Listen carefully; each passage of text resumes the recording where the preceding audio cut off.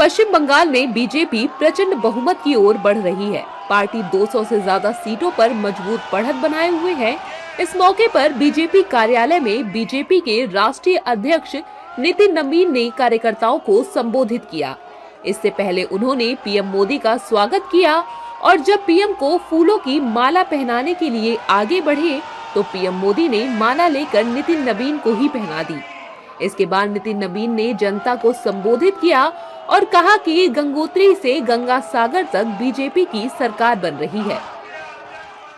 गंगोत्री से लेकर गंगा सागर तक एनडीए भाजपा की सरकार बन रही है। मित्रों, ये केवल भौगोलिक विस्तार नहीं है, ये हमारे प्रति, हमारे नेतृत्व के प्रति विश्वास और उसके विचार का भी विस्तार है।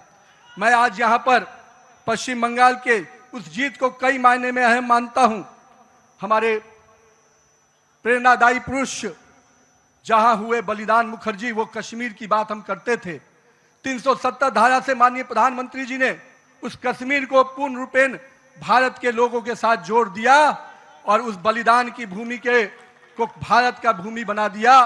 और मैं आज कहता हूं कि आज उसी श्यामा प्रसाद मुखर्जी जी के जन्म स्थान पश्चिम बंगाल को भी भाजपामय कर दिया। ये इसकी बधाई मैं पश्चिम बंगाल की जनता को भी देता हूं।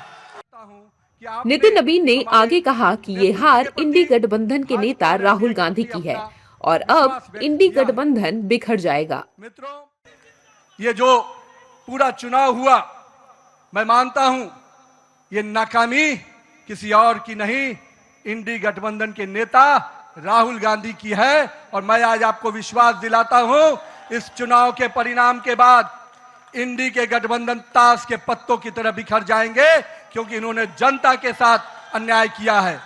और आज मैं कहता हूं, जिस प्रकार से नारी वंदन अधिनियम को तिरस्कार करने का काम, अपमान करने का काम किया है, जनता ने उसका सीख सिखाने का, जनता ने सबक सिखाने का काम किया है।